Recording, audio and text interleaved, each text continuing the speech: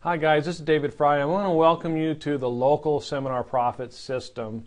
In this training course, I am going to reveal to you exactly how I set up my local seminar system and how I put it on almost near autopilot, and how we put in between 50 to 70 people every other week into a room to do a 3-hour workshop / sales presentation where we achieved between a 15 to 30% close ratio every time we did our seminar. And the price of the product was around $300 to $400. And so I think that you're going to enjoy this presentation. If you're a small business owner, if you're a marketing professional, if you're an independent professional, you should be doing some type of live seminars to sell your products and services, or at least to build your reputation, build a list of followers in your local area so that you can expand your business. And again, in this training presentation, we're going to go through step by step exactly how I was able to achieve that. So I'm going to show you the documents, I'll show you the marketing materials, I'll give you all the specific things that we did to build a successful local seminar system. And so let's go ahead and get started. Okay, this survey was done just recently by Marketing Profs, which is one of the top marketing websites on the internet, and they surveyed 1,100 businesses in North America, and they asked them basically what, and these are B2B companies, businesses that market to other businesses, and they asked them what marketing techniques they were using or planned to use, and which ones they thought were most effective. Which is kind of interesting. Look at the results here, okay? 62% of the respondents said that they used in-person events. And of that 62%, 58% said that that was one of the most effective types of marketing strategies that they used. Now compare that to all the other marketing strategies in the survey. 25% for social media. They said social media was 25% effective. Article posting was 40% effective. E-newsletters was 41% effective. 36% for case studies. But in-person live events, 58%. It got the highest of all the different marketing tactics, which just goes to show you that live events, marketing person to person, belly to belly, face to face, live events is the most effective marketing tool for small business owners and B2B owners, especially for service providers and independent professionals. Okay, so what we're going to talk about today, doing local seminars, could be the very most effective thing that you do and will do as a small business marketer. So I hope this kind of drives home the importance of what we're going to learn today. Again, for those of you who do not know me, my name is David Fry, and I have done a lot of different public speaking. I've done local seminars here in Houston for many years, and seminars basically around the world. I've held a lot of my own private seminars. I've spoken at a lot of other seminars. I've been hired by associations and big corporations and even small businesses to come and speak with their people. And what we're going to talk about today is an 8-step system for creating and executing small business seminars, live seminars in your local area, in your small city, okay? And here's the 8 steps to success. I say small city. Actually, we did it all over Houston, and it was very, very wildly successful. Here are the 8 steps to success, okay? And we're going to take them one by one, but I'm just going to do an overview right now. Number 1 is to create your seminar presentation. Number 2 is to acquire your seminar location. 3 is to create your seminar presentation materials. 4 is to create your seminar registration system. 5 is to plan your seminar marketing campaign. 6 is to launch your seminar marketing campaign. 7, host your seminar, actually execute the seminar. and finally follow up with seminar attendees. Now, for the remainder of this this program, I'm going to go deeply into each one of these areas. Okay, so let's start off by creating your seminar presentation. Okay, the workshop and live event that we used to do here in Houston was called the Houston Referral Explosion Workshop, and the subtitle to it was "Discover How to Get All the Referrals You Can Handle." And the very first thing you want to do is create a really good title for your presentation. And here's what I would suggest that you do. In any industry or any market, the top 3 problems never change.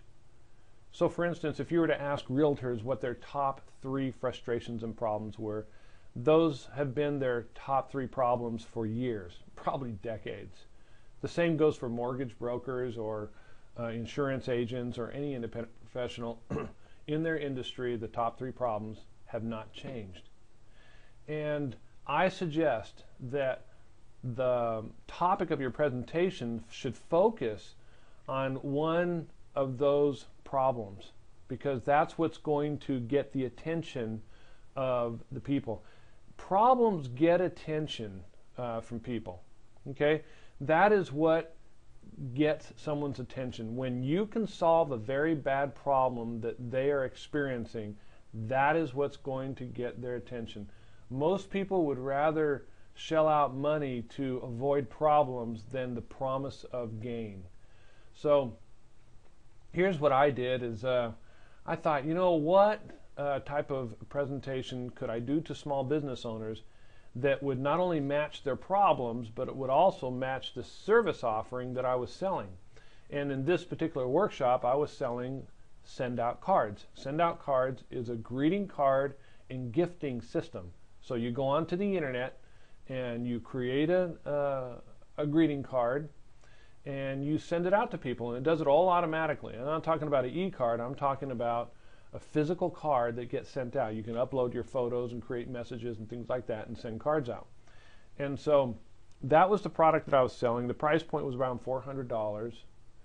And I thought, what topic could I present to them that would solve a really bad problem, but would be a very good intro into the product that I was selling? In other words, what's the problem that would get their attention, but also a problem that I could solve with my solution?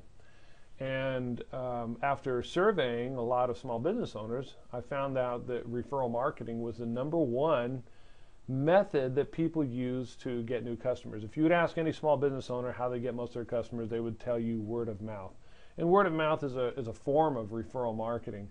And in my presentation, I mentioned that word of mouth is, I kind of cringe when I hear word of mouth because it happens by chance and happenstance.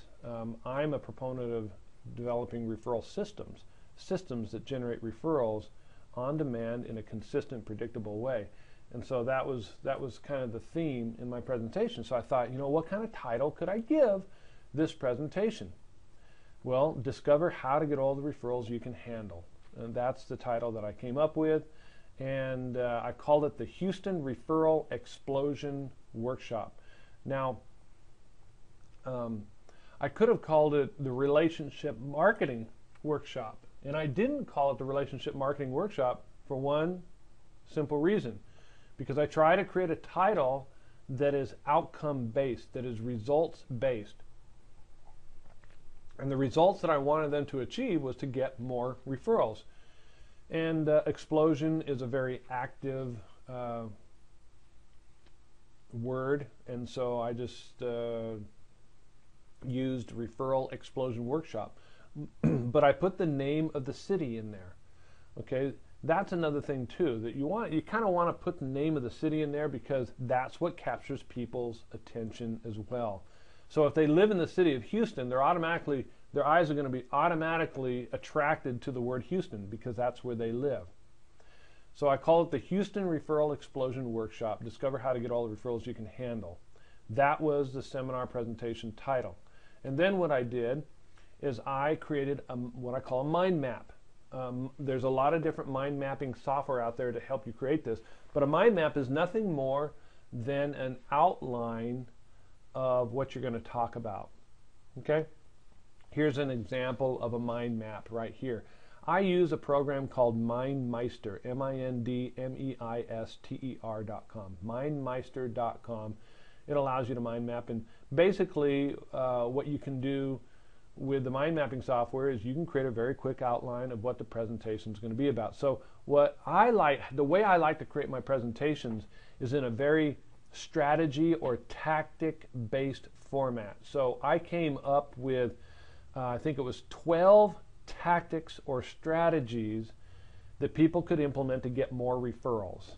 And that was the presentation. So I would open with the presentation, and I would give each one of these referral tactics one by one. Why did I do that? Because people love tactics. They don't like to hear too much about strategy. They really love to hear tactics. What specifically can I do on Monday morning to achieve the results that I want to achieve? That's a tactic. And so I taught tactics. And when you teach tactics, people just love it. They love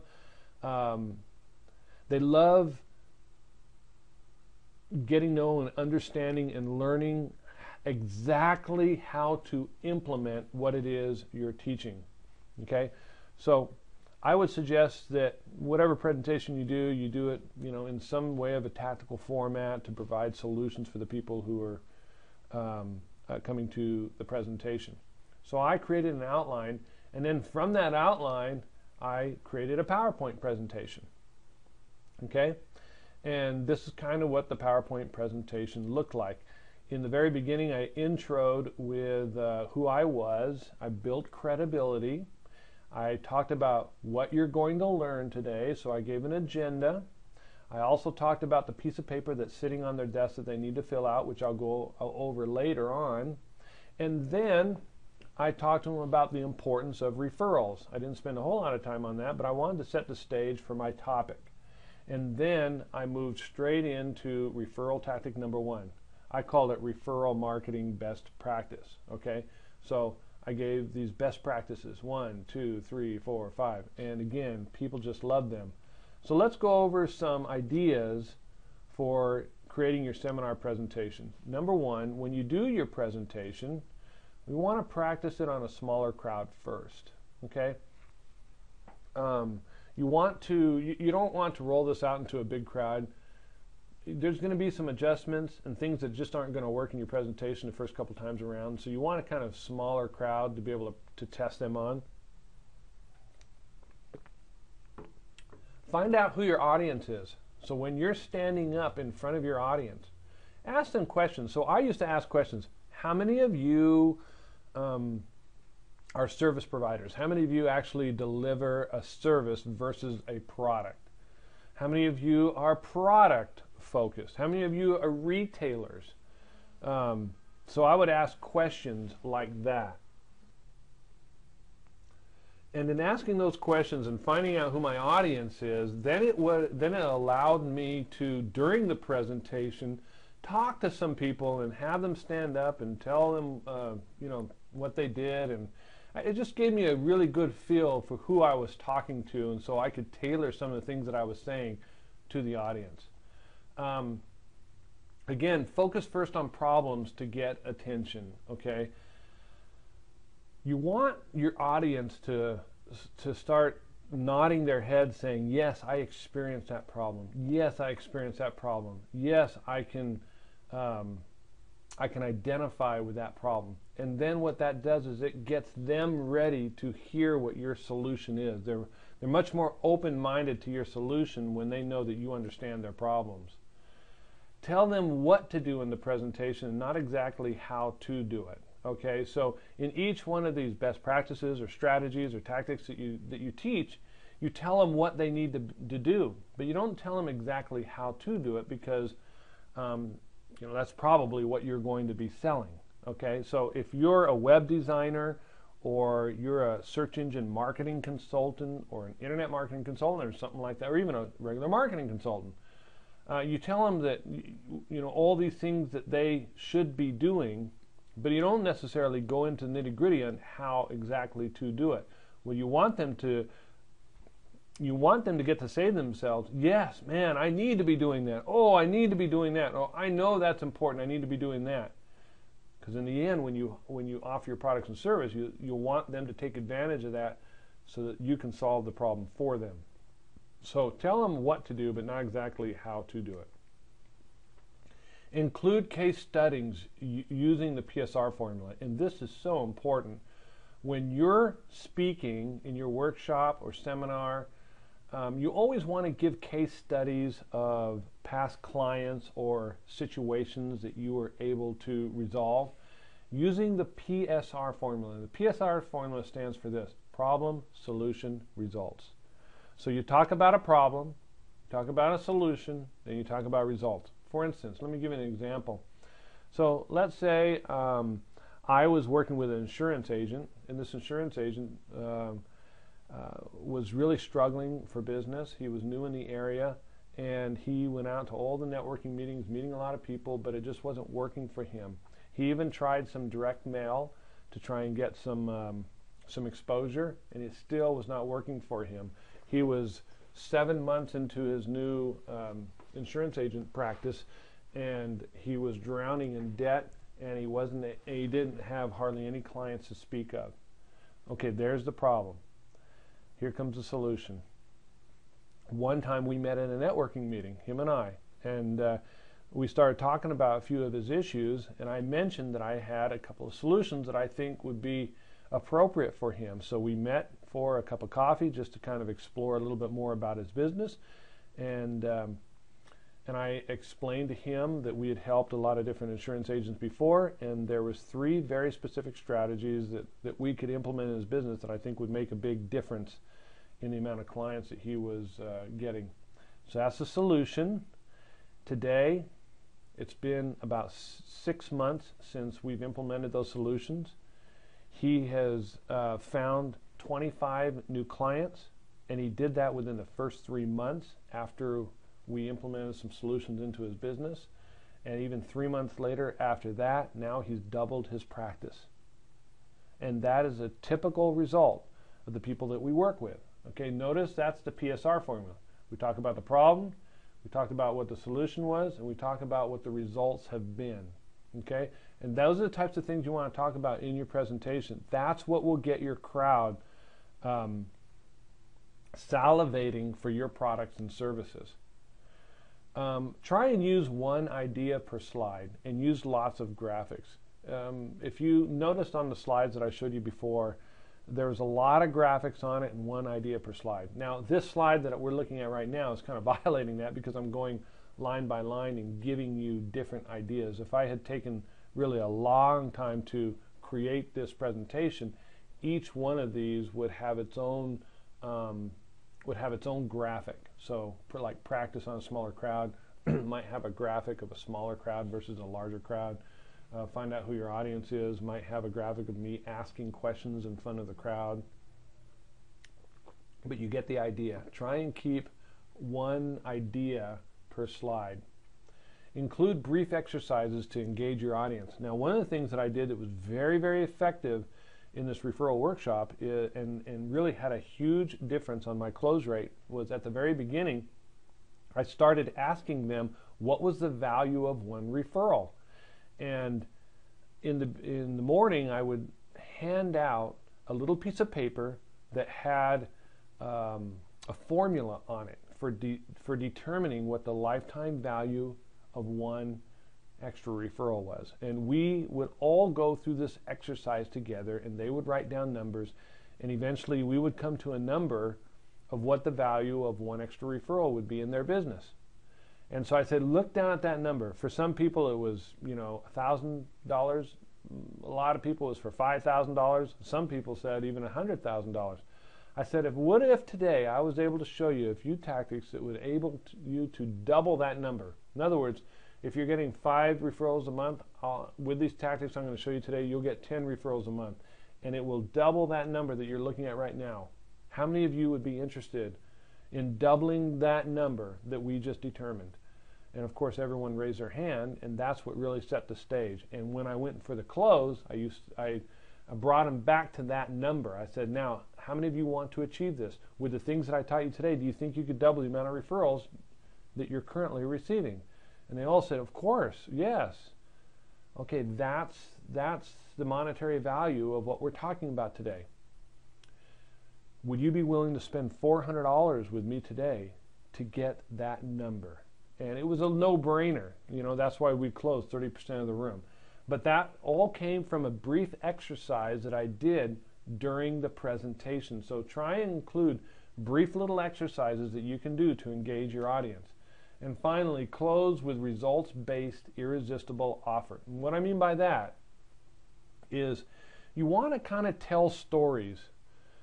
Remember when I talked about case studies? Those are nothing more than stories. Talk about stories and create an irresistible offer. You know, our offer was, here, you can get access to the send-out card system. You can also get access to all of these audio recordings from Referral Marketing Masters that you'll be able to listen to at any time. They're all on this MP3 player. Whoever, the first 10 people who sign up with me today, I'm going to give them this little MP3 player, and everybody would rush to the back of the room. But when I did that, I would give a couple stories first about someone who had bought send-out cards, who started using it and started to generate a lot of referrals. So I would talk about these results-based stories, and then I'd make the irresistible offer, and we would always close at least between 15 to 30% of that room. Sometimes we'd close half of the rooms. You know, there was a time where I closed over 60% of the room. So these are just some tips that I wanted to give you when you create your presentation, but you got to create a rockin' presentation. That presentation is going to be what I call your $1 million presentation. It could be the presentation that would take your business to the $1 million mark and way beyond. Okay, I know a fellow who, well, I know one lady who's an attorney over in San Antonio who created a really rockin' presentation about investing in keeping all the money that you've invested. Anyways, it was a really good presentation, and she shot that presentation around to all these different business groups in San Antonio. She would do 1 to 2 presentations every single week, and by the end of that year, her practice was absolutely busting at the seams.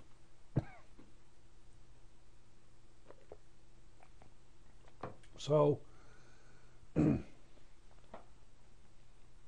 excuse me, sorry about that. So these are just some tips that I wanted to give you when you go to create your presentation. Remember, practice on a smaller crowd first, find out who your audience is, focus first on the problems to get people's attention, tell what to do, not how to do it, include case studies using the PSR formula, 1 idea per slide with lots of graphics, include brief exercises, and close with an irresistible offer that's results-based. Okay, once you have your seminar presentation done, then you want to acquire your seminar location.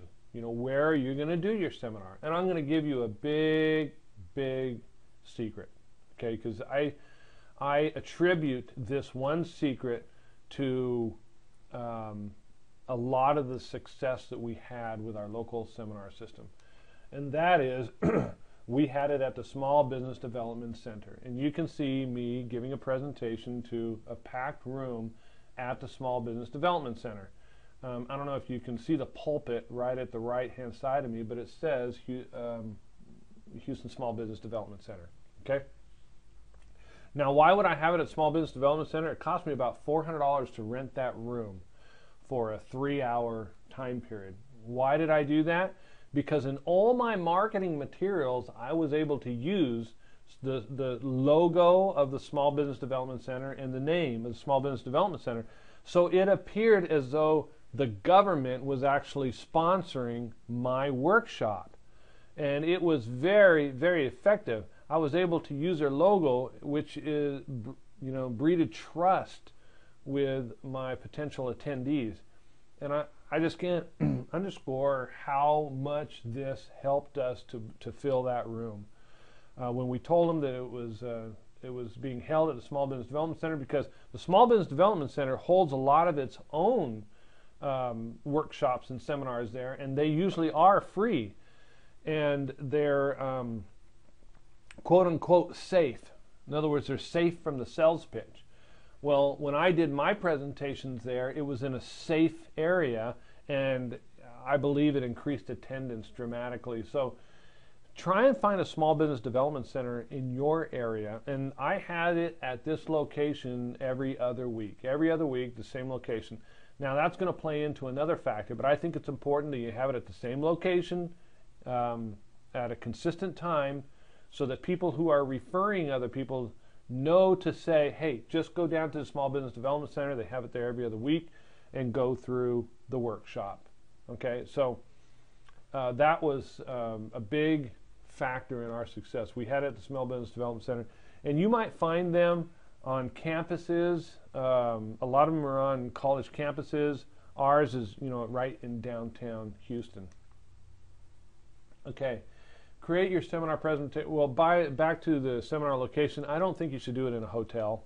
I know a lot of people do that, but I don't think you should do it in a hotel because, people who do presentations in hotels, they're just out to sell you something, and people know that. And so I try and do it at a small business development center. Number 3, create your seminar presentation materials. So now you know where it's going to be held. You know it's when it's going to be held. You have your presentation, so you know what's in the presentation. Now you're actually ready to create your seminar presentation materials. Now, this is one of the very first things that I created. I call it my opt-in form.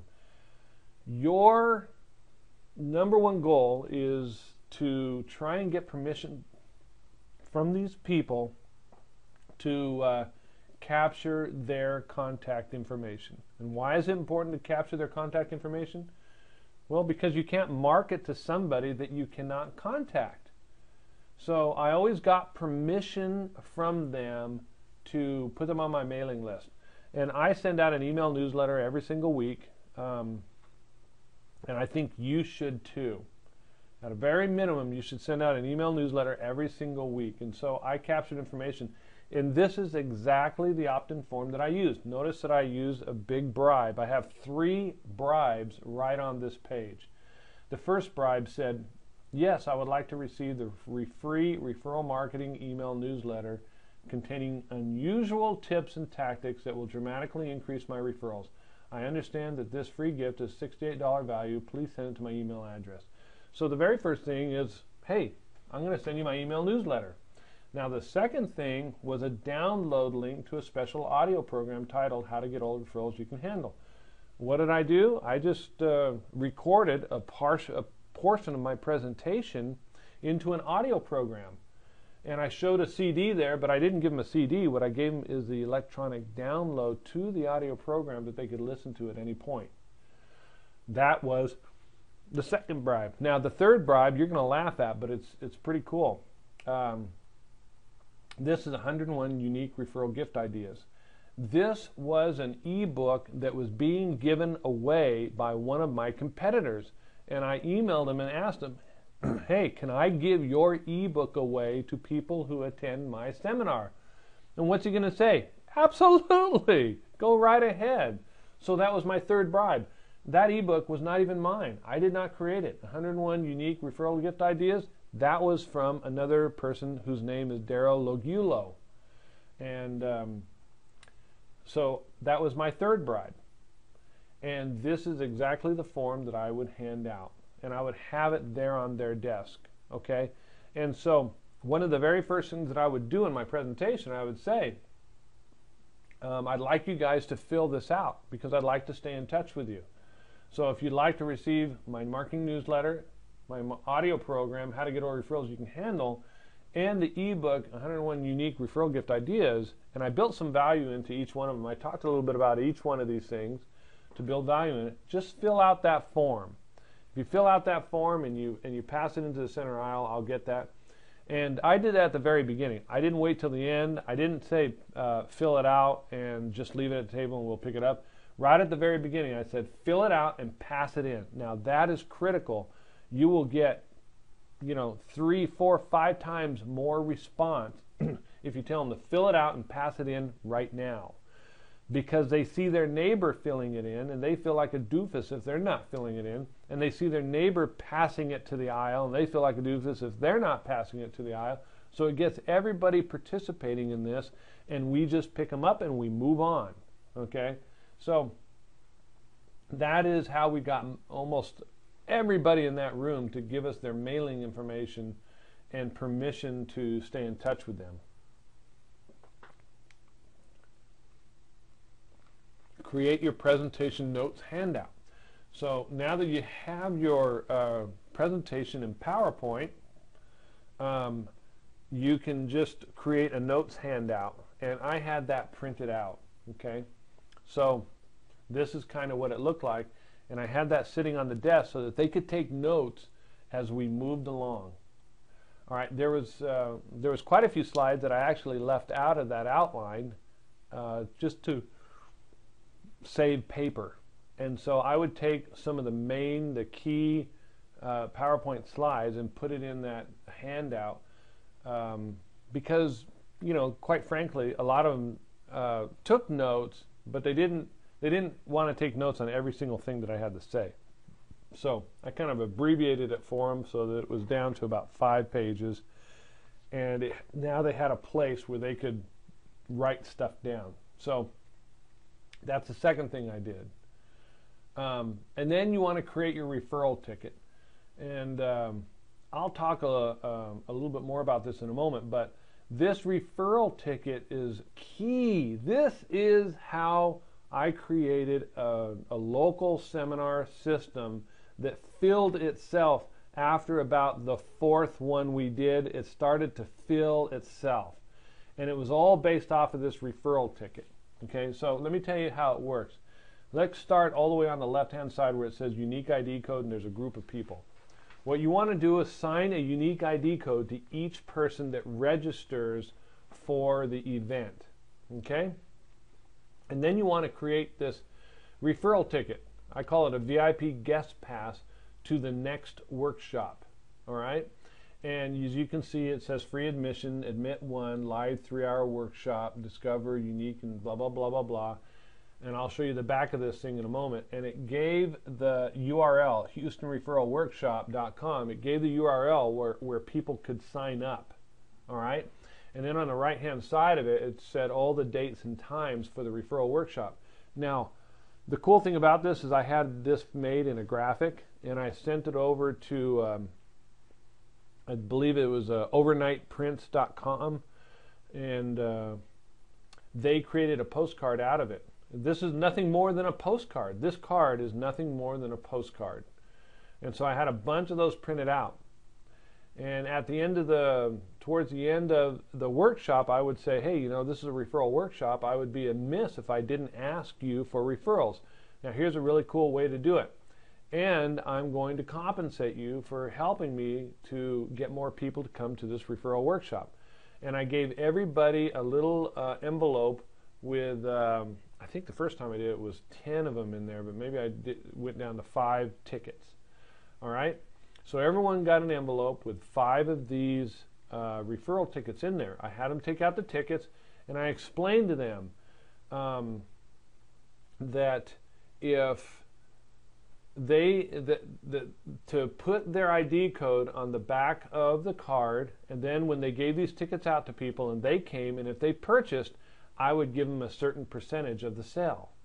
So basically it was like an offline affiliate program. It was very, very cool, very slick, and worked extremely well. All they had to do was put their unique ID code on the back of each one of these things, and I had them sit there and do that. Okay, they knew what their ID code was because it was on their paperwork. And I said, write that ID code onto your card.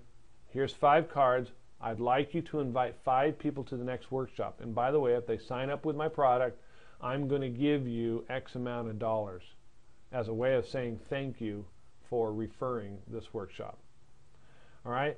And then when their guests came to the workshop, we would have them come to the sign-up table, which you can see at the bottom. And they would give us a ticket, and we would match that ticket up with their name. So we knew, we were able to track who had invited them. Okay, I hope that makes sense. Again, it's just like an offline affiliate program where we're tracking people who referred the attendee. Okay, so as they walked into the workshop, they gave the ticket. We were able to match them to the person who invited them. We'd write that down, and they would come into the workshop. And this is what the ticket looked like up close. You'll notice on the left it says Houston Referral Explosion Workshop. On the right-hand side of the front, it has the days and times. It had the address. It would say VIP guest pass by invitation only, free admission, admit one, live 3-hour referral workshop. It gave a little headline. And then it says you can go and register online right now at HoustonReferralWorkshop.com, which in fact you can go and see that website. It still sits there today. Or call this number. And on the back of the card, which is very important, it had a photo of me giving the seminar and a little ditty, a little bio about who I was. It gave two headlines. The main headline, after you attend this referral workshop, your business will never be the same. And then it gave a sub-headline. This workshop is designed for independent professionals and business owners who depend on referrals as a lifeblood for their new business. Okay? And then in the middle of it, it gave bullet points as to what they were going to learn in the workshop. And these bullet points were very curiosity-driven. How to implement a system that generates nonstop referrals with little effort. A simple strategy that you can implement in 10 minutes that will triple your referrals. How one CPA started from scratch and built a 100% referral business in 8 months. A second strategy for getting your clients to fall in love with you and send you referrals. Okay, blah, blah, blah. These are just different bullet points that are very curiosity-driven about what they're going to learn in the workshop. And of course, over on the right-hand side, I put in a testimonial. I don't think any marketing piece is complete without some type of testimonial on that marketing piece. Now notice the area where it says VIP guest reservation code. That is their unique ID code. That's where they put their unique ID code. So when they gave it to somebody else and that person walked into or went and signed up online, they had to use that VIP registration code in order to sign up. Okay? And let me see if I can show you that right now. I'm going to go offline for a moment here, and I'm going to go to Houston Referral Workshop, and let me see if I can actually show you how that worked. Okay? I'll type in Houston Referral Workshop. So someone would come to this website. This is what it looked like. There's a video on here that talked about the actual referral workshop. Are you struggling to A generate little video of me. Okay. More bullet points. Notice there's testimonials on the left-hand side. Who I am and why you should believe me. Some credibility. 5 reasons why you should join this workshop. There were my 5 reasons. And then I actually have testimonials from previous seminar attendees. And I have some very, very powerful testimonials in here from people who had attended the workshop previously. And so there they are. You can read them. And they just went on to the next one and then on to the next one. Okay? And then more testimonials. You cannot have enough testimonials. Okay, and so you were able to, as a prospect, you were able to come here and click here to register for free. Here's a button. So you click there, and it would take you to the registration page. And on the registration page, again, there I have the University of Houston's logo. I told people to come down and register. Here were some of the times. You'll notice that these were full. And then have them fill out the form. But what I really want to show you was this 5-digit reservation code. Okay, again, this is what drove attendance. The 5-digit reservation code. So you had to be invited by somebody else in order to attend this referral workshop. And there was the 5-digit reservation code that they had to put in. Where did that 5-digit reservation code come from? Simple. Came from the back of this card. Okay, right here. This VIP reservation code. And it was always a 5-digit reservation code. So you can see how this works. That's what created the viral aspect of this workshop. And again, this really is the secret to filling your workshops on a continual basis. So the first 3 to 4 workshops you're going to have to fill on your own. But then after that, this referral stuff starts to kick in, and you'll get a lot of people attending just based on referrals. And it is a work of beauty. There's nothing cooler than when you haven't spent any money and you've got about 50, 60, sometimes 70 people waiting in that room to listen to you educate them about your products and services. And it was all based on this little ticket, okay? And there it is. It's exactly what it looks like. Now, the other thing you want to create is your speaker sheet, okay? And this is what this, my speaker sheet looked like. I have a headline at the top, a picture of me, a picture of my book right below it, testimonials at the bottom, and right there in the middle there's another headline and bullet points as to what people will learn, and even a sub-headline where it says this 3-hour fast-paced fun workshop will surprise, delight, and awake your distributors, blah, blah, blah. Okay, so this is called a speaker sheet. This is what it looks like, okay? And I think that everyone should have a speaker sheet. Now, what's this used for? Well, what I used it for is to go out and do speaking presentations to local clubs and corporations and small businesses and things like that, because that would get them to come to, it was a way for me to garner a network of people that knew me and liked me, to bring them into my big presentation, my 3-hour presentation that was held at the Small Business Development Center. Okay?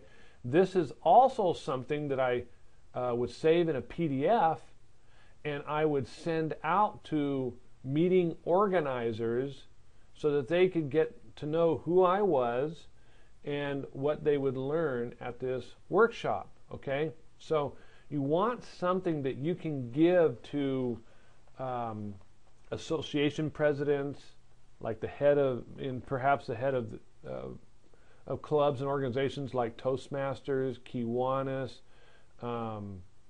and Lions Club, and those types of groups. You want to be able to mail something to them so that they would have something to go on when it comes to deciding whether they want to send their people to this workshop. Okay, so create a speaker sheet that looks just like that. Also, I think that you should create a stand-up banner or a couple of stand-up banners. All right, I had 3 of these that looked exactly the same. This was a stand-up banner. I would have one at the entrance of the room, and I would have one at the front of the room, and then I would have one at the back of the room because they entered through the back of the room. So I wanted them to see this banner 3 times as they came into the room. It just it gives you more credibility. It's more professional. It gets people excited. This is again what my banner looked like. I just had a graphics designer create this for me. It was very simple, and I used stand-up. I think it was standupbanners.com. Actually, it was called postupstand.com. You can see it down in the lower left. Postupstand.com. I believe I paid about $250.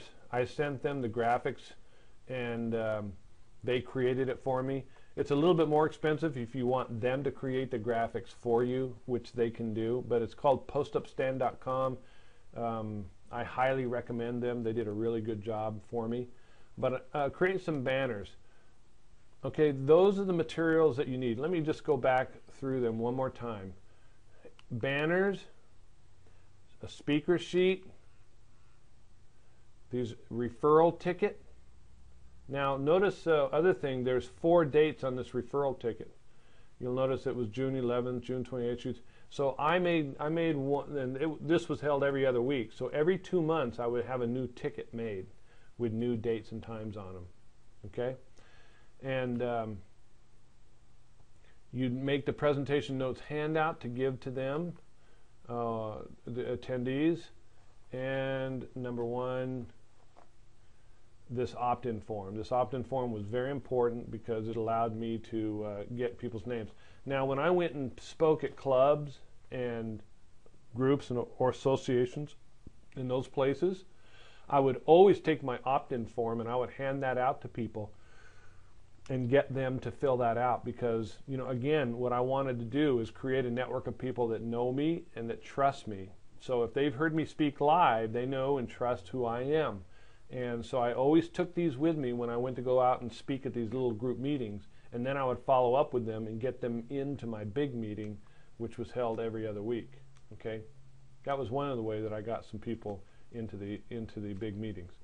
Okay, number 4, create your seminar registration system. Okay, I showed you the Houston Referral Workshop website. We had a very simple registration system. When someone filled out our form, an email was sent to a specific email address. We went in and we actually manually wrote down the people's names and address and stuff like that. Today, you know, you could have a programmer create a little program for you to store those names, but we were not high tech at all. We had them fill out a form and it was emailed to us, and I had an assistant there that would take that name out of that email and put it into our spreadsheet. So you want to create this registration website. You can go look at my website at referralworkshop.com. You'll notice how simple it is. It's very, very simple. There's nothing flashy or fancy about that.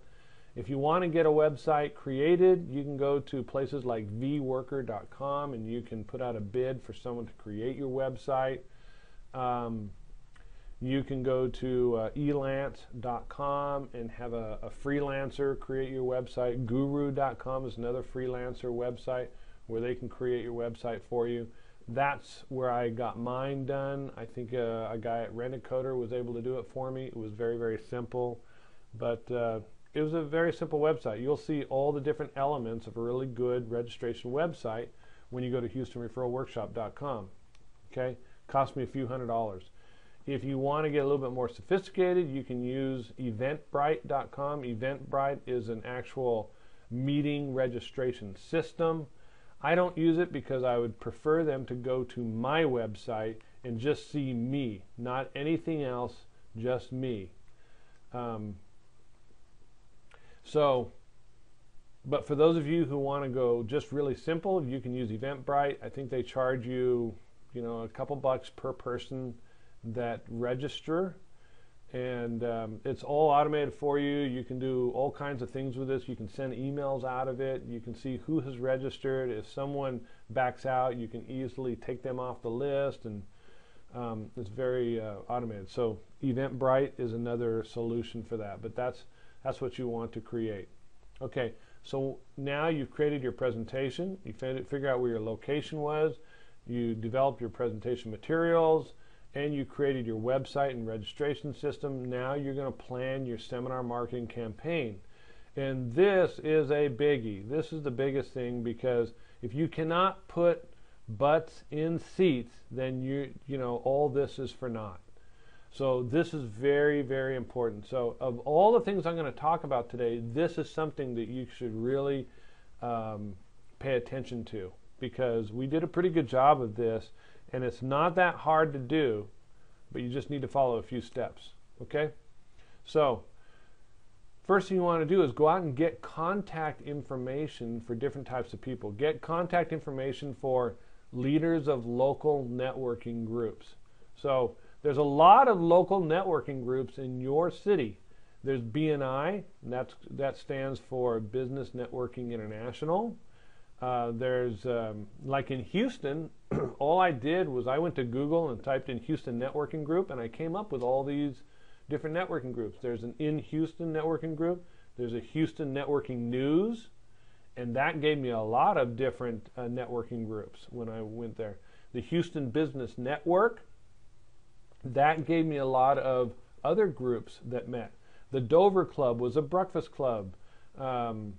The Professional Women's Network of Houston, that was another networking organization. And what you want to do is you want to get the names of the leaders of these networking organizations. Okay, so what we did is if we couldn't get the name of the leader off the website, we would actually call them up and ask, who is the leader of this group? Who's the one who makes decisions on speakers and such like that? Okay, and so you want to go out and get the names of all the networking groups and the names of their leaders, all right? Because we're going to do a marketing campaign with those people. And what we did is we simply sent them emails showing them or talking about our referral workshop and urging them to tell their groups about it. And when we did this, we had a great response. In fact, there was one networking group that sent over 40 of their people to our referral workshop. It was amazing. And so don't overlook this. This is one of the most important things you can do is go out and do a bunch of research and get the names of the heads of these networking groups and then reach out and contact them. Sometimes, first thing I start to do is I send an email. Second thing is I send greeting cards or cards out to them inviting them. Third thing is I'll actually get on the phone and call these people up and ask them for their help.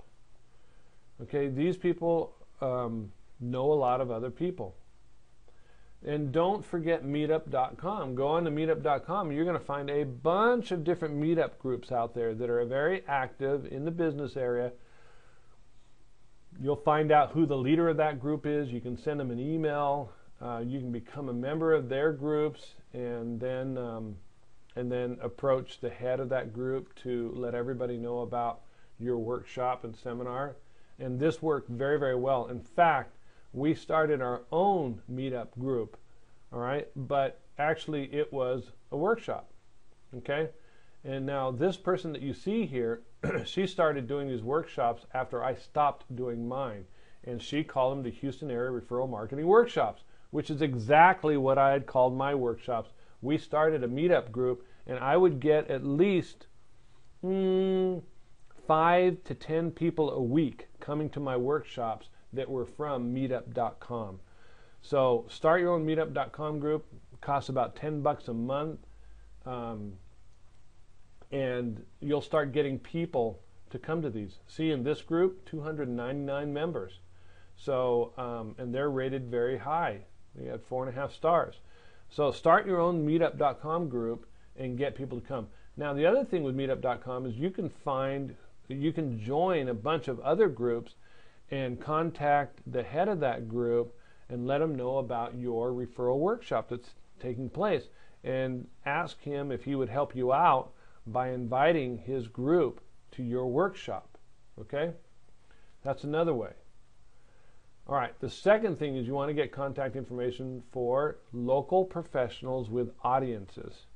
All right, one very, very simple way to do that is with Twitter. If you go to wefollow.com, you can find out who the largest Twitter users are in your local area. So for in Houston, there is a list of all the largest Twitter people. What you want to do is establish a relationship with each one of these people. Establish a relationship with each one of these people. Get to know who they are. Go to their websites. Sign up for their newsletters. Send them some emails. Give them a call and become friends with people who have these audiences. All right. A really good article about how to find local Twitter users in your area is on Mashable.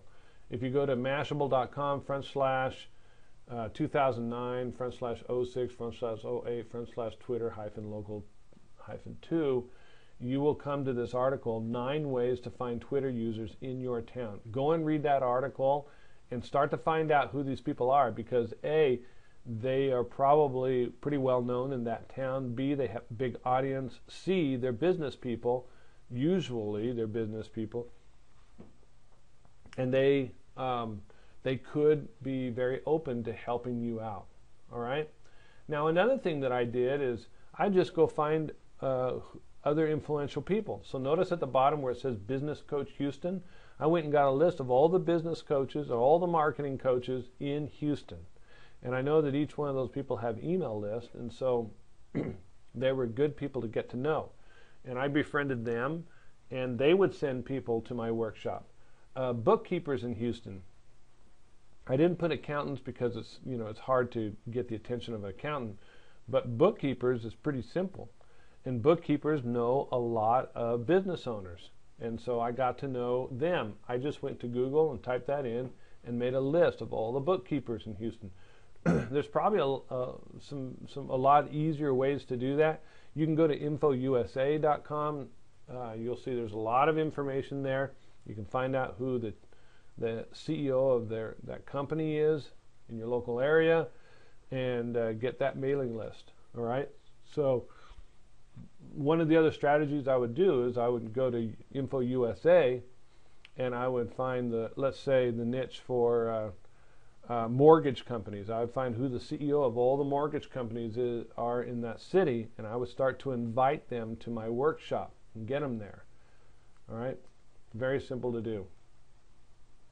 You want to get the contact information with people or organizations that already have your target audience. They're already marketing and communicating with your target audience. Okay?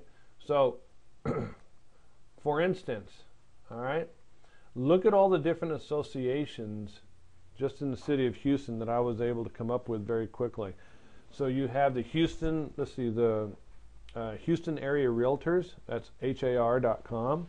You have the IAHAH, which is the Independent Insurance Agents of Houston. There's probably over 1,000 insurance agents right there in Houston. Probably a lot more than that, actually. There's probably, 5,000 to 6,000 insurance agents in the city of Houston. Here's the Houston Mortgage Bankers Association. This is in the International Chiropractors Association. Here's one, Harris County Optometric Society for optometrists. There's a lot of different associations in your local city. Just go to Google and type in the city name and association, and you're going to find a lot of different associations. Here's one, American Arbitrage Association, Houston Bar Association, the International Facility Management Association, the Petroleum Club of Houston, the Bayou Preservation Association. Each one of these associations could be could send you a lot of people to your seminar.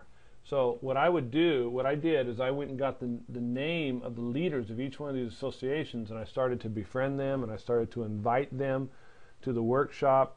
A lot of times when I ask them to invite their people, they're not comfortable doing that. Then I'd say, well, why don't you come down and experience it? I'd like to have you as my VIP guest. Why don't you come down this Thursday morning and participate in my workshop? And usually when I did that, I was able to meet the people face to face, develop a relationship with them, and then they were much more likely to send their people here because they knew the content firsthand was really, really good. Okay? So you want to get to know who the heads of these associations are. Local TV and radio news outlets. This is important too.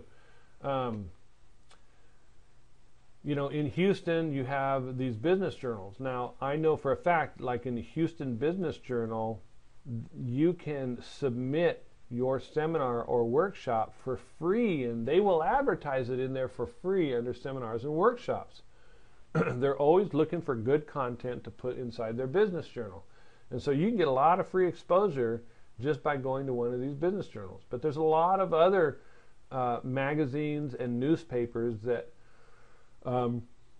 cater to the business community. So for instance, the Houston Community Newspapers, you could submit your seminar or workshop to those newspapers and it would put in each one of its area newsletters. The Houston Chronicle, the Daily Court Review. See the Business Makers on the top? That was a radio show. You never heard it. You might not know that they might talk about your referral workshop, your workshop or your seminar on the radio.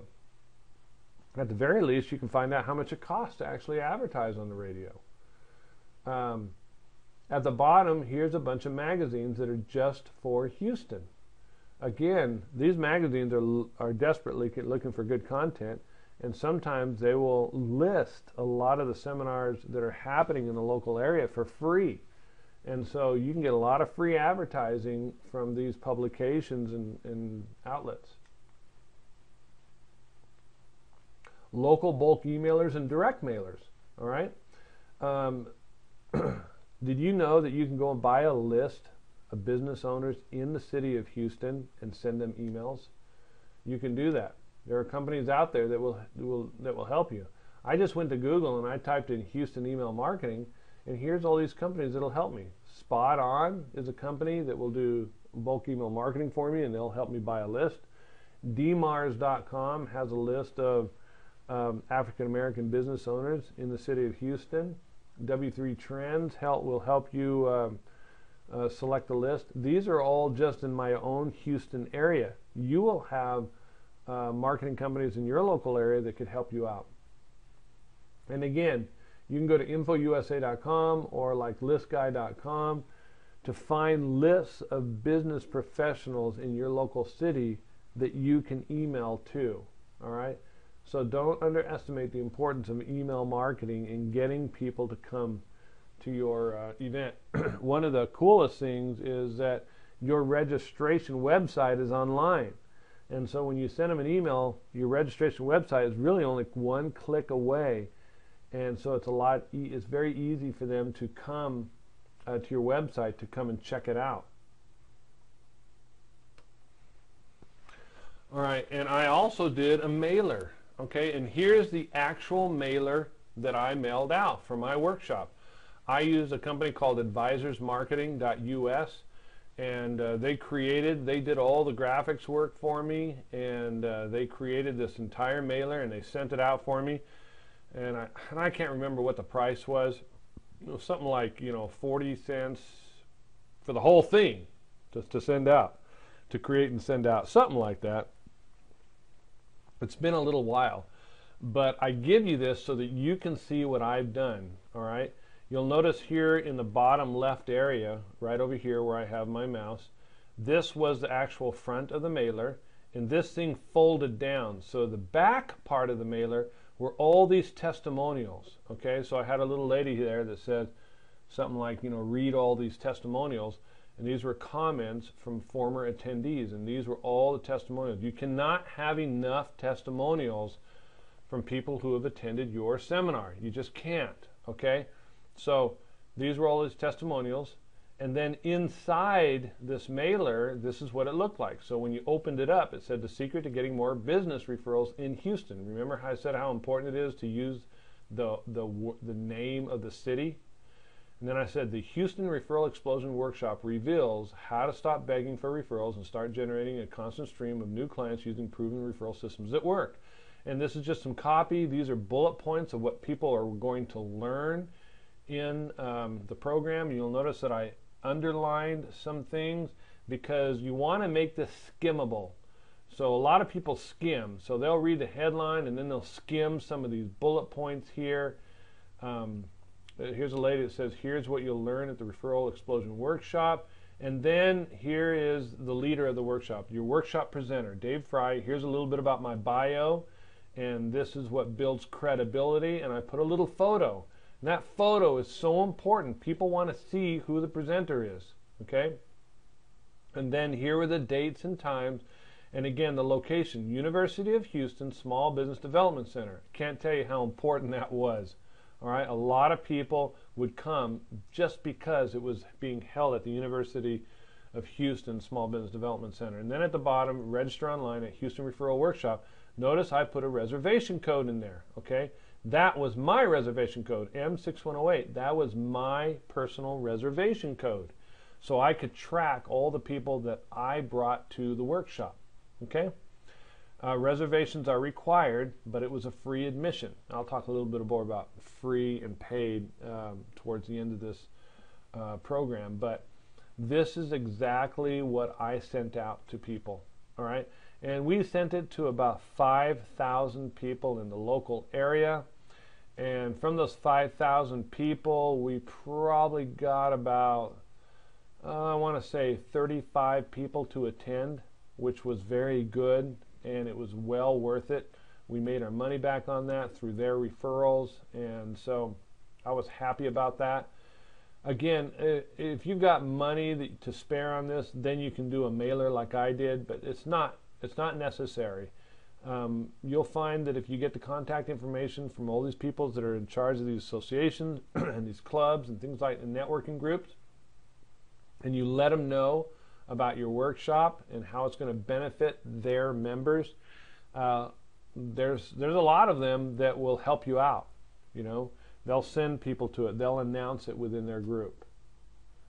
Okay, calling local businesses. This is another thing that we did, and we had great success with this. And what we would do is we would take very specific niches. So I wanted to get a lot of realtors there. So, excuse me, I went into infousa.com, all right, and I found a list of realtors. Again, at infousa.com is very accurate information on local businesses. And I got the number for a bunch of local realtors, and I had a company just call out and start inviting people to this workshop.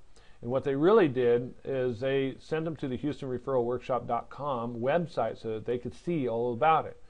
So, and legally, you can auto dial businesses and just leave a message on there saying, hey, this is Dave Fry. I wanted to invite you. I'm a local marketing expert. And I wanted to invite you to my referral explosion workshop. If you go to HoustonReferralWorkshop.com, go check it out, and I want to invite you to it.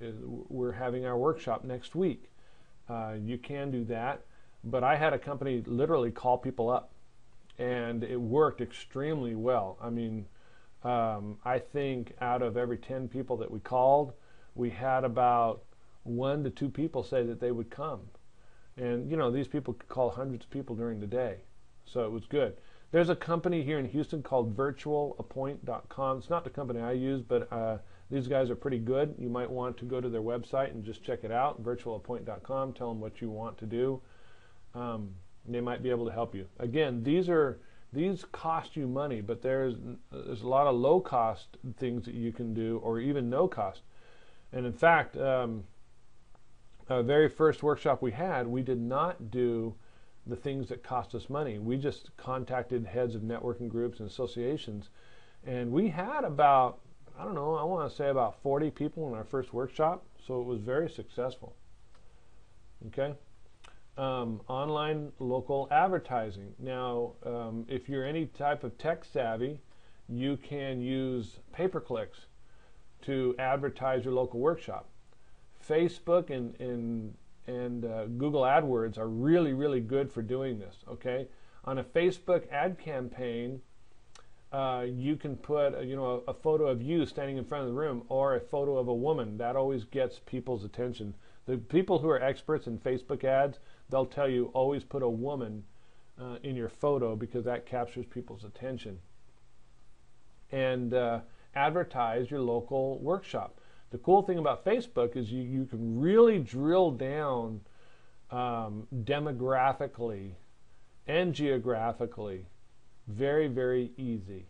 So you can present this to independent professionals in the city of Houston that are interested in referral marketing.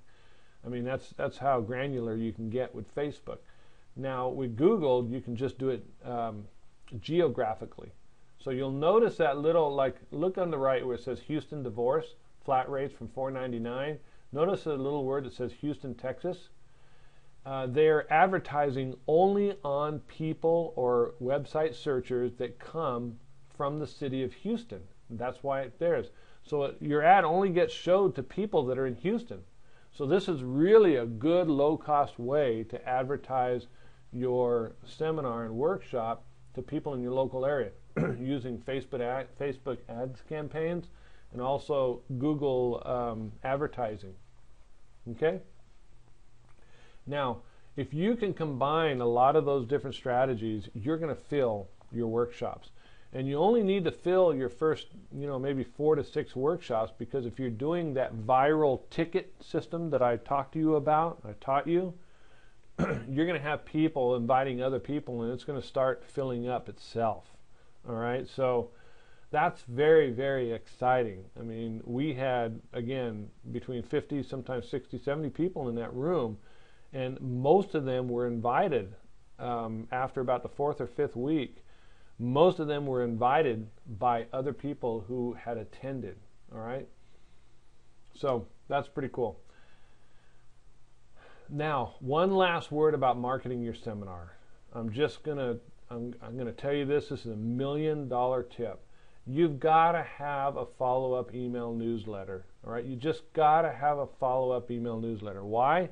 Because there's going to be people that come and listen to you, and you want to put them on your newsletter so you continue to follow up with them and become a trusted source of business advice. And you want to continue to invite them to invite other people. And you might even invite them to come back a second, third time if they didn't get it all. But you also want to invite them to invite other people. All right?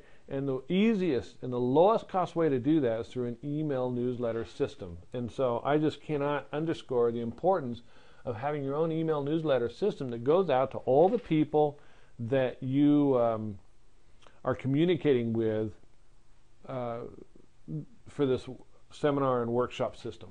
Okay? You've got to have a follow-up email newsletter system. Now, what I did is I would just send out marketing tips to people. So I'd send out marketing tips, and then inside those marketing tips, I would invite them to my seminars, my live seminars. And then I would invite them to refer other people to my live seminars. And it worked extremely well.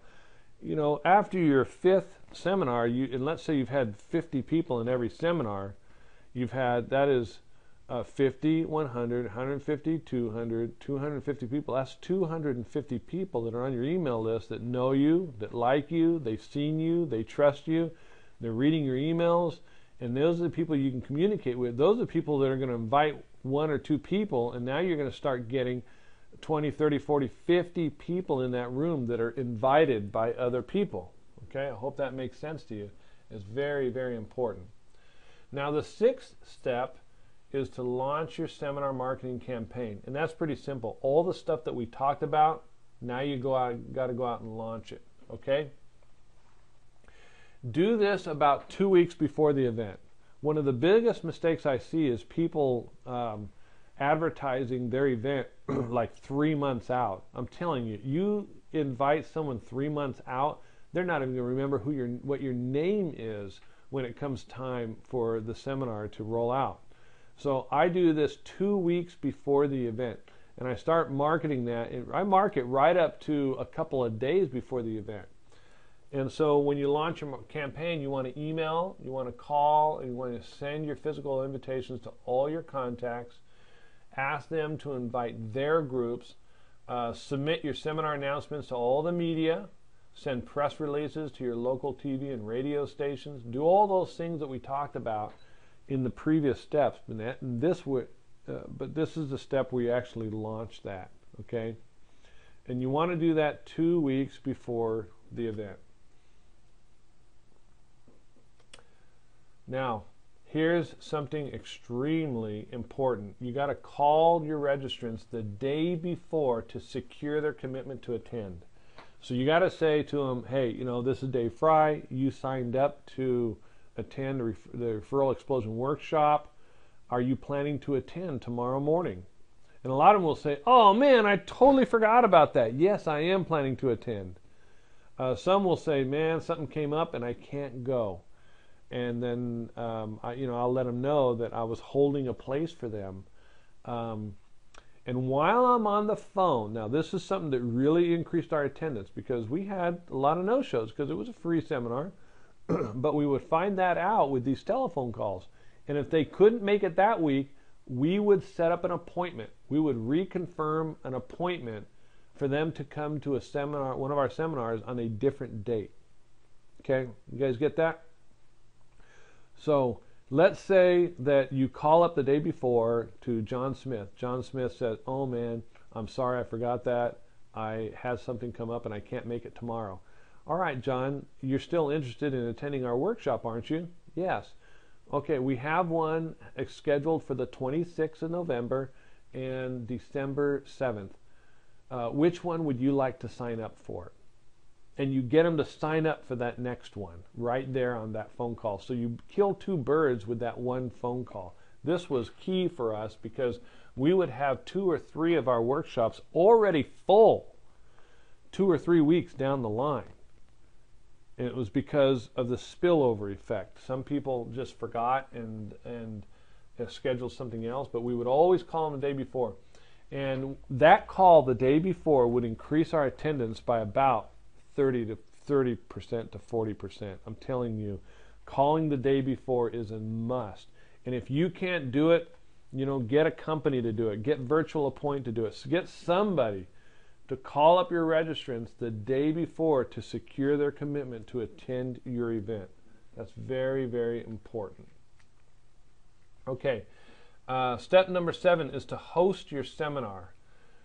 And that is actually execute your seminar. Execute it. So I'm going to give you some tips in executing your seminar. Number 1, you want to set out all your material in advance. So when they come into the room, they see their material all nicely set out on their desk. Okay, so one thing I would do is I would have I actually created a cover sheet for the notes.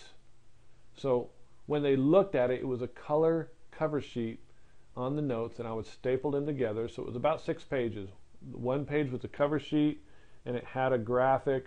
Basically, I used the graphic from the post-up stand as the cover for my notes, all right, that I was giving to them. So there was about 5 pages where they could write notes, and the 6th page was the cover, and it was a graphic from the post-up stand that I had created on top of it.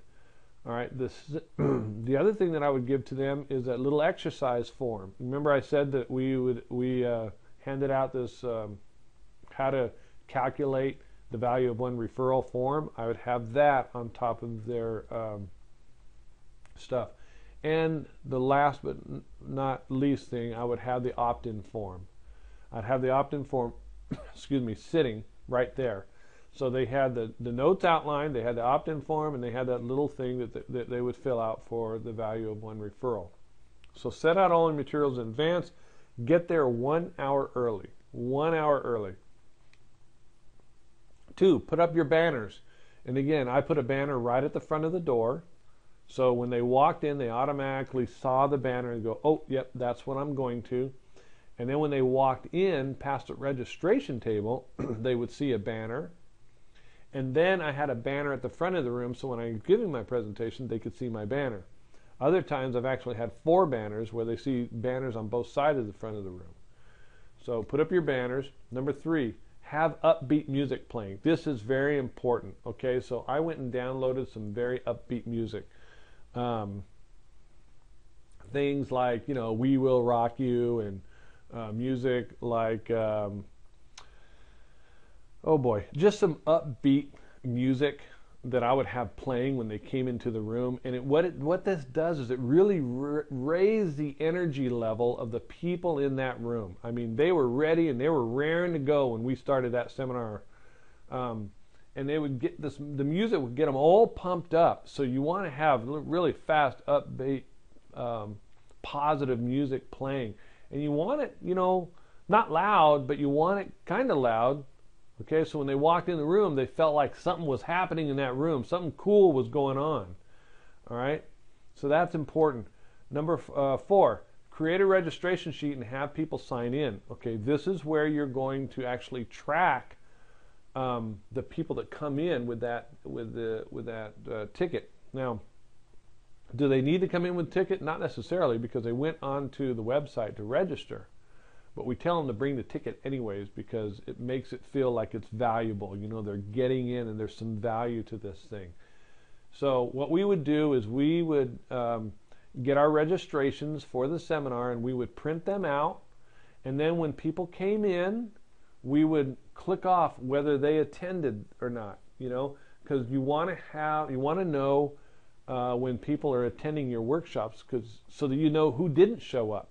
Because one of the things you're going to do is, for the people who didn't show up to the workshop that were supposed to, you call them back up and you commit them for another day. Remember, getting someone to commit for a seminar is not an easy task, and so when someone commits and doesn't come, you want to recommit them for another date, and that's what we did.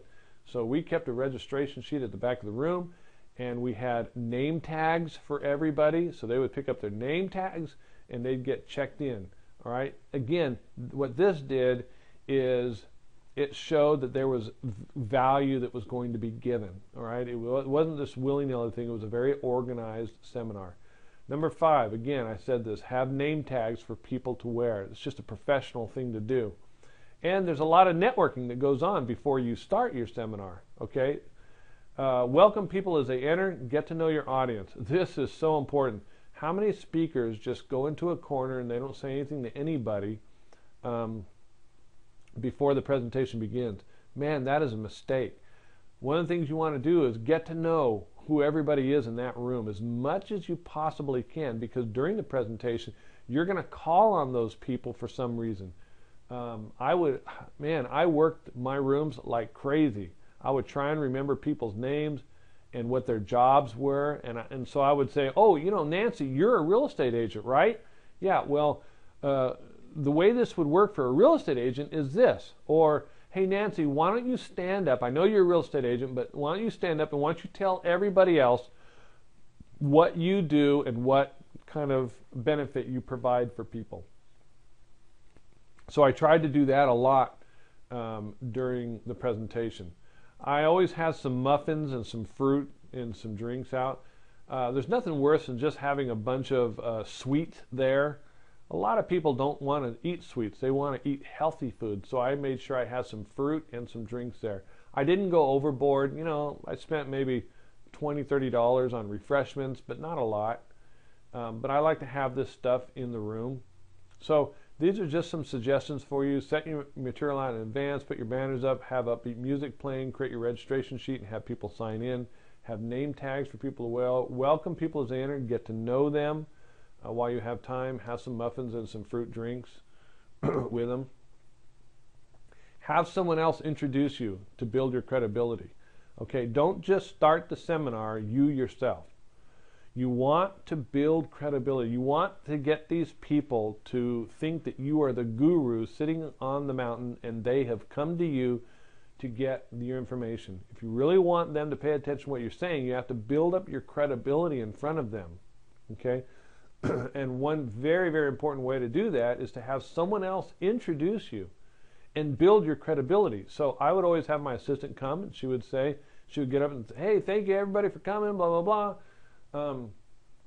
Today we're going to hear from David Fry. He's the author of the Small Business Marketing Bible. He's also the developer of the Instant Referral Systems program, one of the best-selling referral programs on the internet today. David has worked with multiple consulting firms, worldwide consulting firms, implementing just about every different type of referral system known to man. That was one of his primary duties while he was out, you know, blah, blah, blah. Anyways, you build a lot of credit. You have them build a lot of credibility, and then you say, hey, everyone put your hands together for Dave Fry, and then you run up from the back of the room. That builds credibility. That's how you start off your seminar, okay? Don't start it off any other way.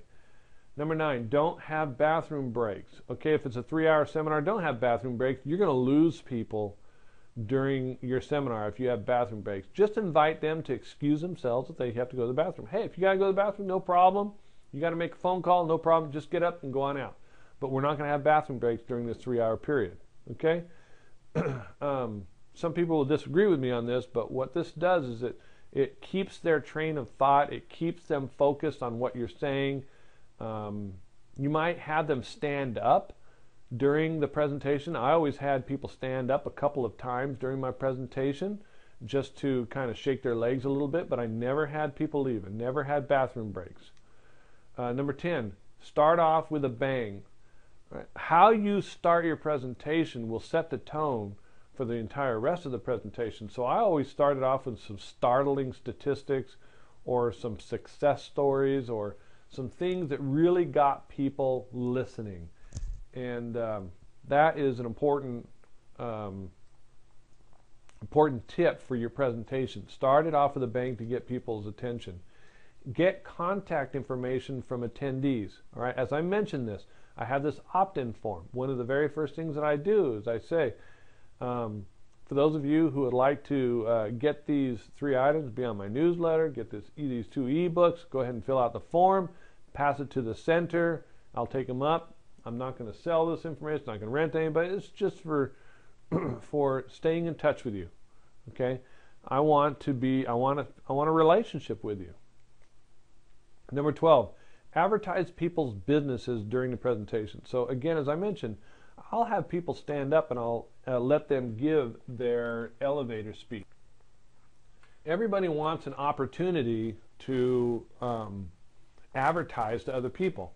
Okay, there's nothing that makes a small business owner feel better than their opportunity to tell everybody else how they can benefit them. All right. One of the reasons that they came to the workshop was not necessarily to learn from you, but was to meet all the other business people that were there as well. Okay, so I try and let people stand up during my presentation at different times.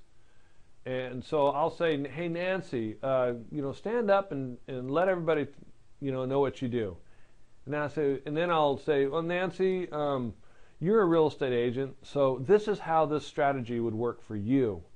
So at first I let them advertise themselves, and then I would get them involved in the presentation. Give people your referral ticket. Don't forget this. I mean, this is one of the most important parts of this whole deal. At the very end, you want to say, hey, listen, this is what I did. I said, if you've received value, how many of you received value from this workshop today? Everyone raises their hands. Okay, how many of you, if you had a good friend that was a business owner, much like you, how many of you would refer this workshop to other people? They all raise their hands. Okay, I'm going to make that easy for you. And I give them all these referral tickets, and I said, would you do me a favor? I'm trying to grow this workshop. If you feel like you have received value in this workshop and you feel it's worth it to invite some of your friends to it, would you do me a favor? Will you help me out? Will you give these tickets to other people? I'm allowing you to give them to other people. Go ahead and put your ID number on it. If anybody takes advantage of our offer that you sent to this, I'll pay you guys $50. And I do that just to express my appreciation for taking time to invite other people to this workshop. Okay, so it was kind of like an offline affiliate program. It worked very good. Get testimonials from attendees. Man, this is a real big one, and it's something that I didn't really cover. Sometimes we will have a feedback form that we fill out. that we have in their packet. It's at the end of their outline. It's a feedback form, and the feedback form would say something like, how did we do? How could we improve? And then there was an area that says, if someone else was considering attending this workshop, what would you tell them? And I have them write it out, okay? And sometimes I will even bribe them for their testimony. I said, anybody who fills out this survey form, I have this little audio CD or something like that. I'll tell you, these testimonials are like gold to you. So I don't have any problem handing out audio CDs to people. Maybe an audio CD cost me $2. Have no problem doing that to get a flood of testimonials for your seminar. Number 15, close with an irresistible offer. Okay, the offer needs to be such that they would feel stupid for not taking advantage of it. All right, my offer was always take advantage of this the send out card system. You get all these different cards for free, and we're going to give you all these audio programs for free as well. And that's only for the first 15 people that sign up today. And so it was an irresistible offer. So those are some good tips for executing your presentation. Finally, following up with seminar attendees. This is so key. And it's something that we didn't do in the very beginning, But then we caught on really fast, and we started doing it with really good results, okay? First of all, you want to get commitments from people who signed up but didn't attend to come to the next seminar. So we would follow up with people. Again, we would call people right before the seminar started, and we would get commitments from them. And if they didn't show up, we would automatically call them up, and we'd say, hey, man, we missed you at this workshop. And they would give some type of excuse, and we would say, would you still like to attend one of our workshops? And if they say yes, we'd say, okay, we have 2 dates for you that we would like to commit. Our workshops are filling up extremely fast. In fact, they're probably going to be full within the next day or so. And so we'd like to get you signed up for one of these now while you can still get in. And we would call up all these people that didn't attend but had registered, and we would get them signed up for an upcoming workshop. Number 2, call attendees who didn't buy and then offer them a downsell. So this is something that we did very late in the game. We would, for those people who attended who did not buy send-out cards but they did attend, we would call them up and say, hey, you didn't take advantage of the send-out card system. What would you say if I could get you a different type of account? In other words, you wouldn't have full access to everything, but it would only cost you $99 instead of the full $400. Would that interest you? And then we call and we get them a downsell just so that we could get them onto the system. Okay? And send out cards, you can get a little retail account for $99 versus the full account for $400. And you would be amazed at how many people would take advantage of this. The reason they took advantage of it is because they felt guilty for not buying it at your workshop. And so when you offered them a lesser version of it for a lower price, we would probably have about 40% of the people that we called up taking advantage of this downsell. So not only did we get a 15 to 30% close rate within that room, after that, that would go up to over 60%, sometimes 70%, simply because we call them up with a downsell. All right? Remember that. That was a breakthrough for us. Number 3, send all attendees an email and a card announcing your next event, and then ask them to invite people. Now, this is why I like using send-out cards. And by the way, if you guys want to learn a little bit more about send-out cards, go to sendoutcards.com/David Fry, F-R-E-Y, David Fry, and go and send a card out of the system. I'll pay for it.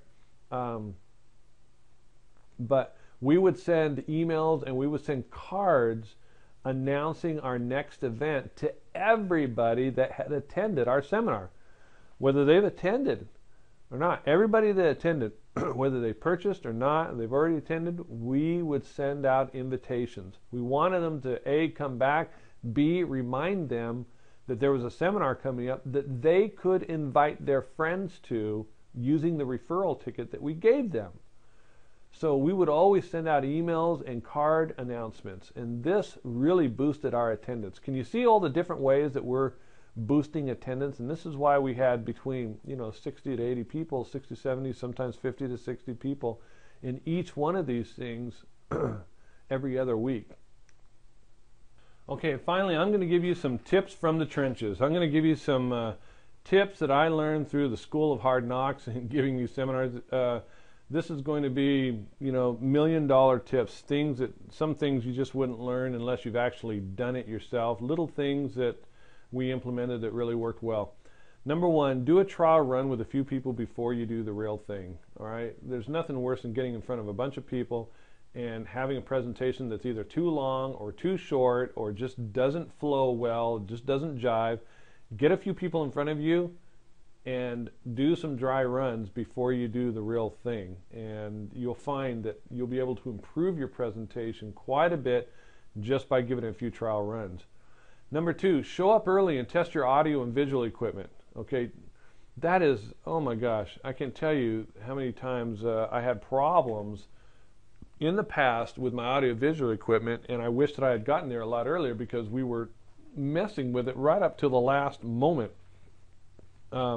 So I used to always show up early and test my audio visual equipment to make sure that they were running correctly. Now, it depends on where you're having it.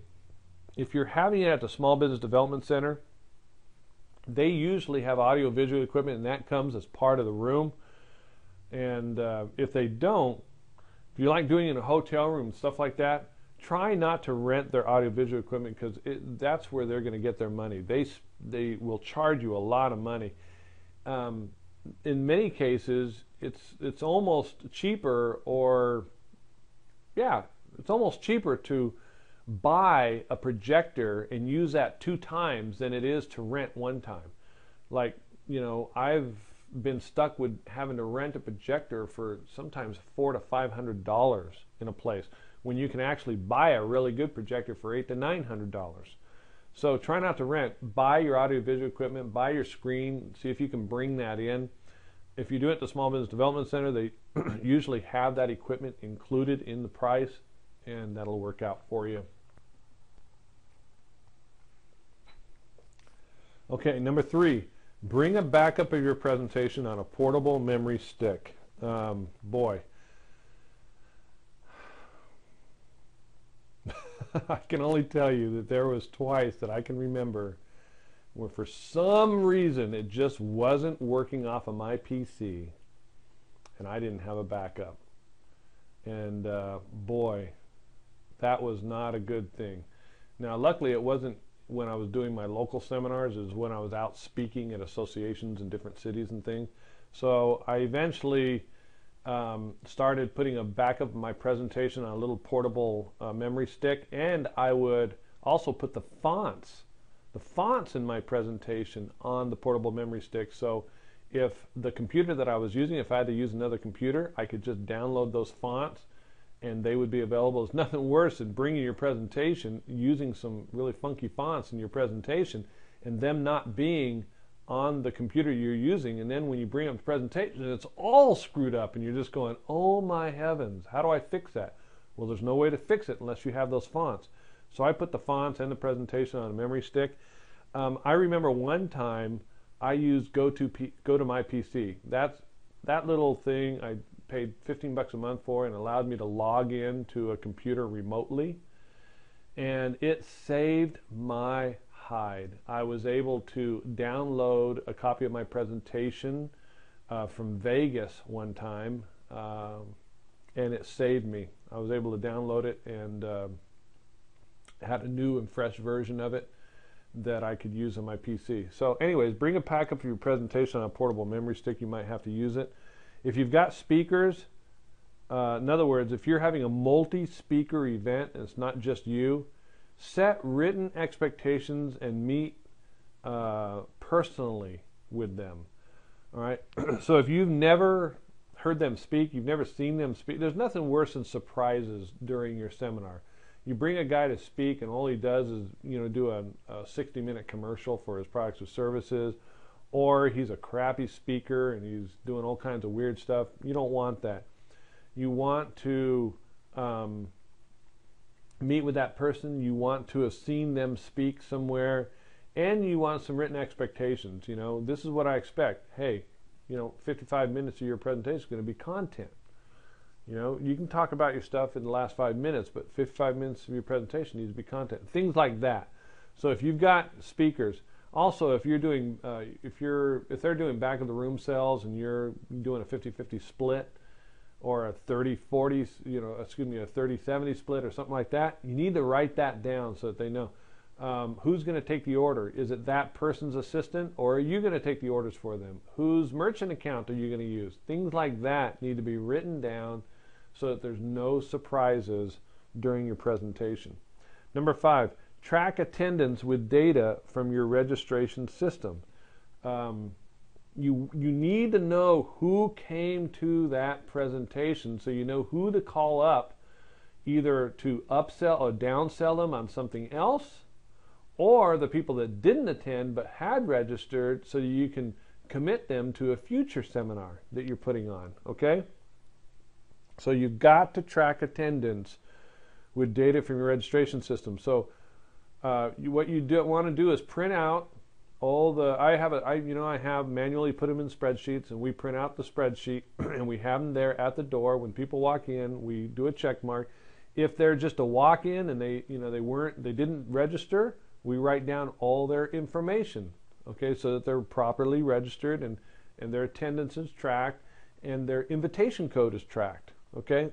So there was always about 3 to 5 people that would come with these tickets that never went to the website to actually register. And so we would have to take those tickets and manually write in who the person was and the ID code so that they were properly tracked, okay? So track attendance with data from your registration system. Excuse me. Next thing, consider charging a nominal fee to create a sense of obligation to attend. Now in ours, we did it free because it was at the Small Business Development Center, and a lot of people already expected to have something free at the Small Business Development Center, and so we didn't charge a fee. But you could charge, let's say, a $25 fee that is refunded when you actually show up. So it gets them to show up at the location. So consider charging a nominal fee. Also, the people that pay a nominal fee are more likely to attend. You'll have less no-shows. Plus, they're more likely to buy when they get there because they're proven buyers. Okay, so just consider that. I didn't. I did free workshops. They worked fine for me, but you might want to consider charging some type of nominal fee. Be diligent with sticking to the timetable to build confidence for the next event. If your event was supposed to end at 12 o'clock and you go on to 12:30, people are going to get very upset, and they're not going to want to invite their friends to it because it went over time, all right? You've always never, if you say it's going to end at 12 and now it's 12:10, now it's 12:15, it's as though you're holding these people hostage. And you don't want them to feel like you're holding them hostage. So always stick to your timetable. Number 8, always negotiate meeting room, hotel room, and food with your meeting coordinator. And then get everything in writing. Boy, I learned this the hard way. I mean, just recently I made this mistake. I thought there was going to be a, not projector, but a stand to project onto, a white screen to project onto. I thought that was in the contract. It turned out that it wasn't, and I had to pay an extra like $200.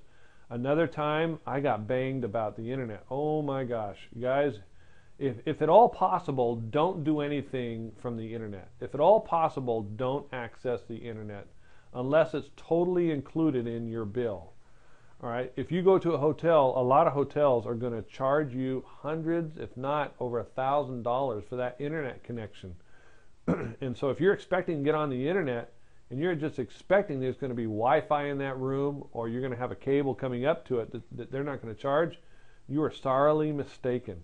All right. Another thing is always negotiate. Never take the first price, especially if you're going to do something, from week to week or every other week. So what I would do is I would do 4 months at a time, and I would negotiate a lower price. They'll negotiate a lower price for you if you commit to X amount of seminars. And also, let's say you're just going to do one. If you commit to buying food for them at the hotel, many hotels will give you the room for free. Now, here's another thing. If you bring, like 30 or more people from out of town to stay in the hotel for your seminar, you can very easily negotiate a suite just for you for free.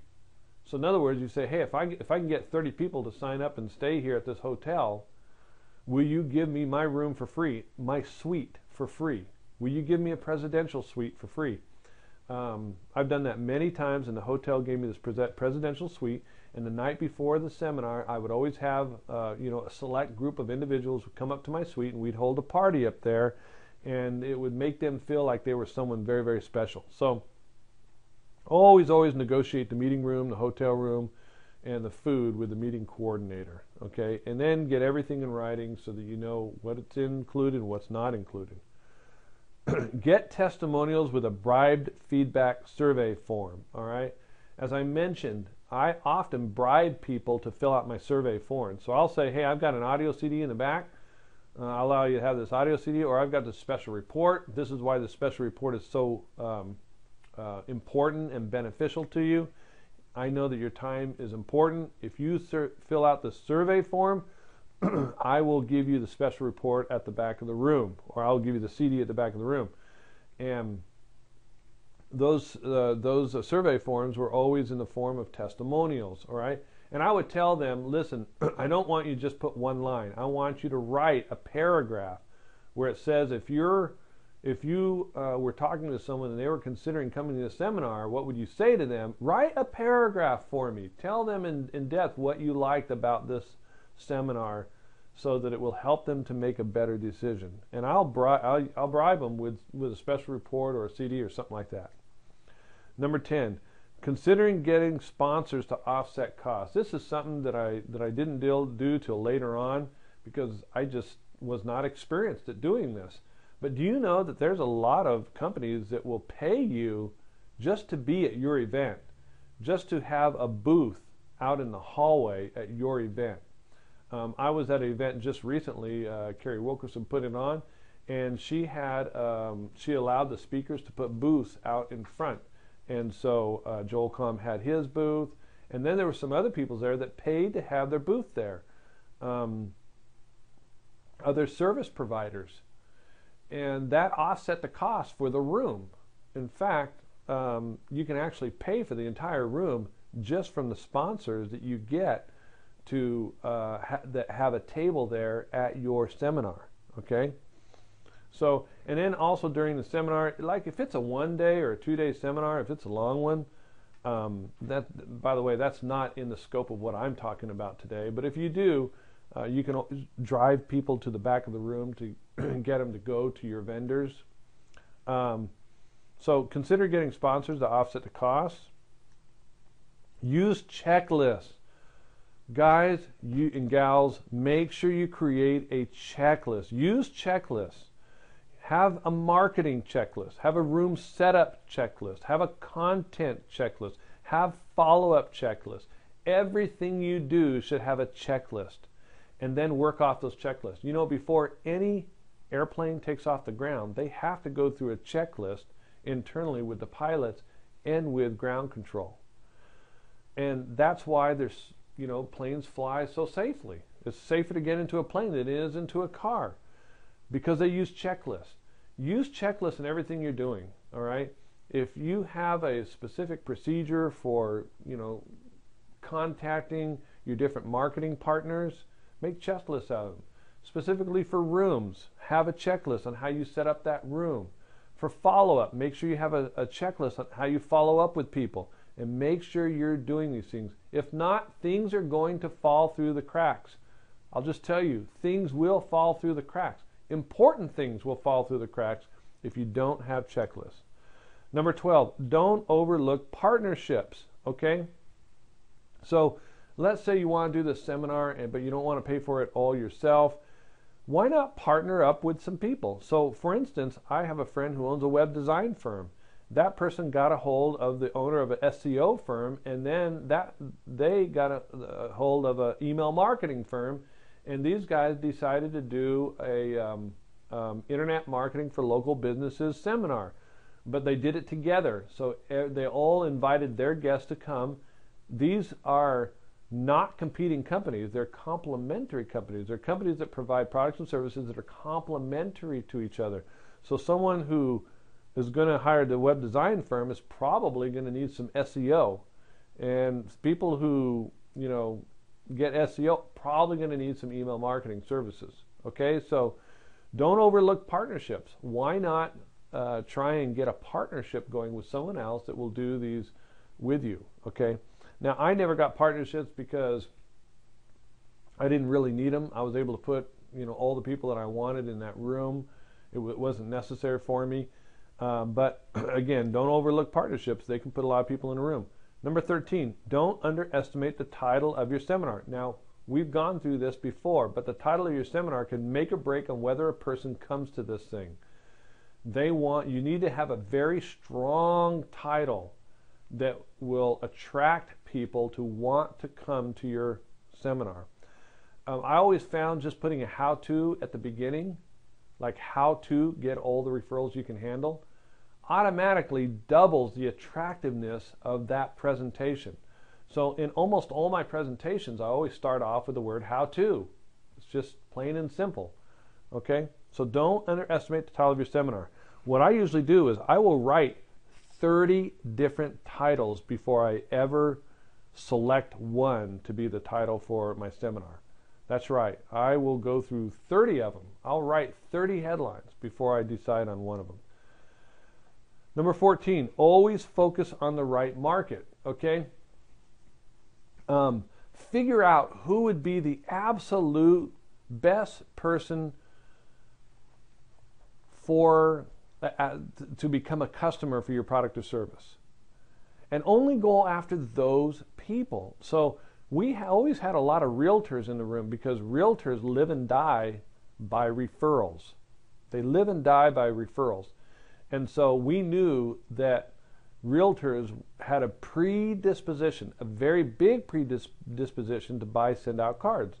So when we went to call up business owners to invite them to this seminar, we would just start calling realtors.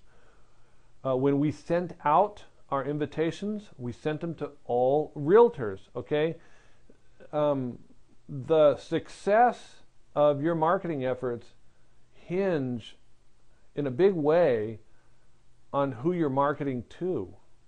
Okay, so always try and market to your correct market, to people who are more have a bigger predisposition to do business with you, or to buy your product and service, or to be attracted to the title of your presentation, and focus on that market. Don't try and invite every Tom, Dick, and Harry. So, for instance, we would never try and invite retail companies. If retail companies came to our presentation, great, but we'd never go out and invite them, because with product-based companies, a lot of times that are small businesses don't rely that much on referrals.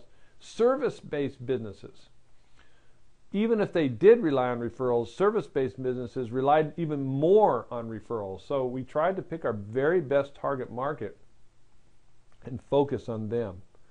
15, do email and video follow-up with attendees to reinforce content. So what I would do is I would create some videos and I would send these out to people to reinforce the content that they received at the presentation, and to remind them to invite their friends to the next workshop. So they would fall in love with me because I would reinforce the content through following up with them via email and video email. And I'll tell you, that was very, very powerful. In fact, we started to use a system, a video email system. If you go to jivevideosystems.com, that's J-I-V-E, jivevideosystems.com, you can see the video email system that we started to use. But before that, you could just use YouTube, and send them to a YouTube video, and have a YouTube channel with all your videos in there. But we use Jive Video Systems. Okay, that's it. Go out, execute, make a lot of money, and change a lot of lives. Okay, this referral local seminar profit system just worked fabulous for us, and anybody can do it in any city. I mean, it works very, very well. The one thing that needs to be done is you got to go out and execute. You just got to go out and do it. You're going to learn, you're going to make mistakes along the way, but you got to go out and do it. Execute. And in the process, you're going to change a lot of lives and make a lot of money. Again, this is David Fry, and I want to thank you for watching this video presentation, investing in it, and I hope that you go out and do it. Hey, send me some emails and let me know your success stories with this. Let me know how it's gone. All right, bye-bye.